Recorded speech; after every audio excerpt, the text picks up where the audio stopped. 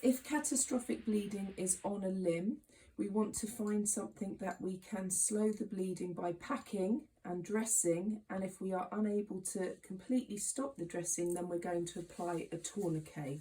We can use any piece of material, clothing, straps, belts may stretch, so using clothing, scarves, ties, something unstretchy, and we're going to tie above the wound and tie tightly around the limb.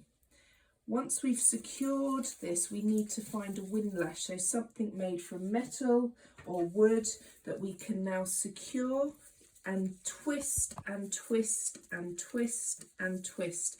Feeling it tighten, the casualty will be in a lot of pain, but when they are finally slowing the bleeding and stopping the circulation, the pain will subside.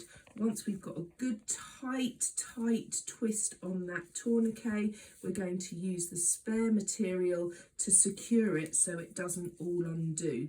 So using the material to secure the windlash in place. If you're using scissors or something that we can just connect and ensure that doesn't untwist.